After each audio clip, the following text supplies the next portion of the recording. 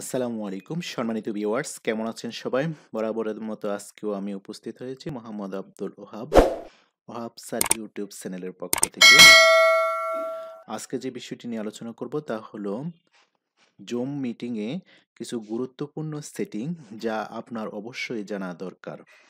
তাহলে শুরু করা যাক। প্রথমে আমরা একটি ব্রাউজারের মধ্যে ঢুকব। ব্রাউজারের মধ্যে গিয়ে আমরা লিখব জুম। এই ঠিকানা যাব। এই ঠিকানায় গিয়ে আমরা আমাদের লগ ইনে ক্লিক করব। এখন আমাদের ইমেল নাম্বার এবং পাসওয়ার্ডের মাধ্যমে আমরা আমাদের জুম আইডিতে ঢুকব। ঢোকার পরে আমরা প্রথমে দেখব কিভাবে প্রোফাইলের ছবি এবং ডিসপ্লে নেম পরিবর্তন করে। তার জন্য আমরা প্রথমে প্রোফাইলে যাব। প্রোফাইলে গিয়ে এখানে ছবি দেখা যাচ্ছে, চেঞ্জে ক্লিক করে আমাদের ছবি পরিবর্তন করতে পারবো। আমাদের আপলোডে দিব। আপলোডে দিয়ে আমাদের ছবিটি কম্পিউটারে যেখানে আছে আমরা দেখিয়ে দিব। আমার এখানে কোনো ছবি নাই, যার কারণে দিতে পারলাম না। আপনারা ছবি দিবেন।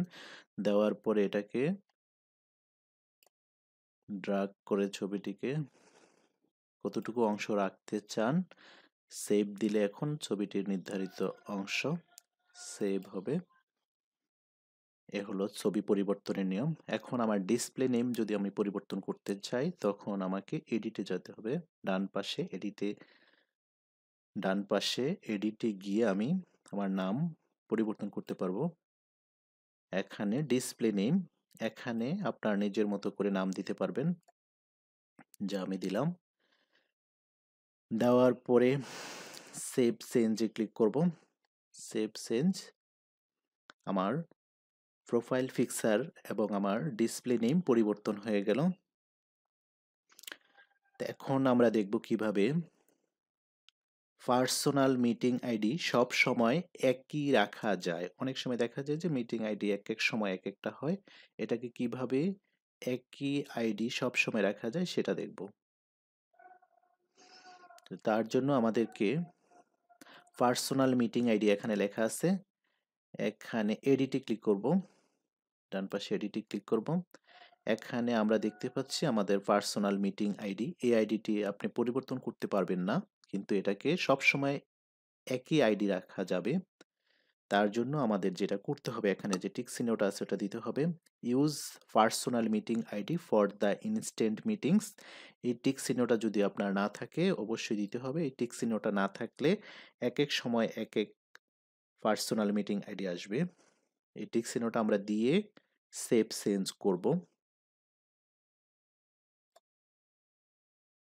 হয়ে গেল আমার প্রোফাইল পিকচার পরিবর্তন, নাম পরিবর্তন এবং মিটিং আইডি সব সময় একই রাখার কাজ।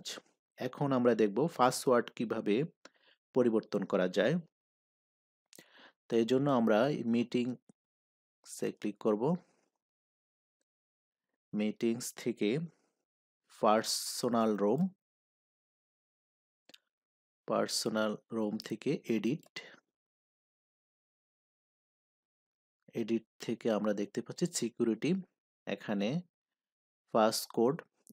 এখানে আমাদের যেই পাসওয়ার্ডটা সেটাকে আমরা পরিবর্তন করতে পারবো নিজেদের মতো করে। আমরা এখানে পাসওয়ার্ডটা লিখব। লেখার পরে আমরা যদি সেভ দেই তখন আমাদের এই পাসওয়ার্ডটা আমাদের মতো করে হয়ে গেল। তো এখন আরেকটি বিষয়, গুরুত্বপূর্ণ বিষয় দেখব আমরা। এই ওয়েটিং রুম, এটাতে টিক চিহ্ন থাকবে। এখানে যদি টিক চিহ্ন থাকে, কোনো পার্টিসিপেন্ট আপনার এডমিট ছাড়া, আপনার অনুমতি ছাড়া আপনার জুম আইডিতে প্রবেশ করতে পারবে না, এখানে যদি টিক চিহ্নটা দেওয়া থাকে। আর এখানে যদি টিক চিহ্নটা না দেওয়া থাকে তখন যে কেউ আপনার মিটিং আইডিতে আপনার পারমিশন ছাড়া প্রবেশ করতে পারবে। এখানে টিক চিহ্নটা দিয়ে মিটিং অপশন থেকে allow participant to join any time এই টিক চিহ্নটাও দিয়ে রাখবেন। তখন যে কেউ আপনার মিটিংয়ে প্রবেশ করতে পারবে আপনার অনুমতি ছাড়াই। আপনি যদি চান যে কাজটি করে রাখবেন তখন করে রাখতে পারবেন। তারপরে সেভ সেভ করার পরে এখানে আমরা দুটি কাজ করলাম, একটা হলো পাসওয়ার্ড পরিবর্তন এবং অটো জয়েন। আপনার অনুমতি ছাড়াই যে কেউ আপনার আইডিতে জয়েন করতে পারবে। আপনি যদি চান এটা করে রাখতে পারেন। এখন আমরা দেখব কিভাবে আমাদের মিটিং এর আপনার অনুমতি ছাড়াই, আপনি মিটিংয়ে অ্যাটেন্ড করেন নাই, আপনার অনুমতি ছাড়া পার্টিসিপেন্টরা বিভিন্ন কিছু শেয়ার করতে পারবে, একে অন্যের মাধ্যমে বিভিন্ন তথ্য শেয়ার করতে পারবে। অটো শেয়ারটা কোথায় পাওয়া যাবে সেটার জন্য আমরা অটো শেয়ার, আপনি অনুমতি ছাড়াই যে কেউ কোনো কিছু শেয়ার করতে পারবে, এই সেটিংটা যদি আমরা করতে চাই তখন আমরা সেটিংয়ে ক্লিক করব। সেটিংস থেকে ইন মিটিং বেসিক এখানে ক্লিক করব। এখানে ক্লিক করার পর স্ক্রিন শেয়ারিং, এখানে টিক চিহ্ন, who can share, all participant, এখানে আর এখানে এই দুইটাতে টিক চিহ্ন রাখবেন। এই দুইটা টিক চিহ্ন দিলেই হয়ে গেল। এখন আপনার অনুমতি ছাড়াই যে কেউ আপনার মিটিং থেকে কোনো কিছু শেয়ার করতে পারবে। এখন দেখব আমরা আরো কিছু গুরুত্বপূর্ণ সেটিং যা আপনার প্রয়োজন হতে পারে। যেমন সিকিউরিটিতে গিয়ে যদি আমরা অ্যালাউ পার্টিসিপেন্ট টু শেয়ার স্ক্রিনে টিক চিহ্ন দেওয়া থাকে, পার্টিসিপেন্টরা তাদের স্ক্রিন শেয়ার করতে পারবে। চ্যাট যদি টিক চিহ্ন দেওয়া থাকে, যে কেউ চ্যাট বক্সে চ্যাট করতে পারবে, মেসেজ পাঠাতে পারবে। এখন আরেকটি গুরুত্বপূর্ণ বিষয় নিয়ে আলোচনা করব, স্ক্রিন শেয়ারিং এ কাউকে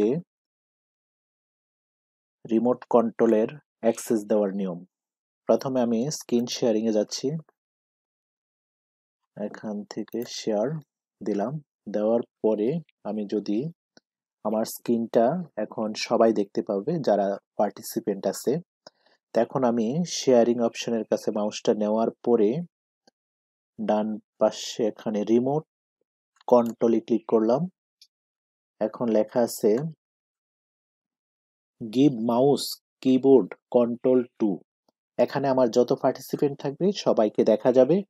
এখন আমি তাদেরকে অ্যাক্সেস, যাকে অ্যাক্সেস দিতে চাই তার নামের উপর ক্লিক করব, তখন সে মাউস বা কিবোর্ডের মাধ্যমে ওই জায়গার থেকে আমার কাজগুলো করতে পারবে।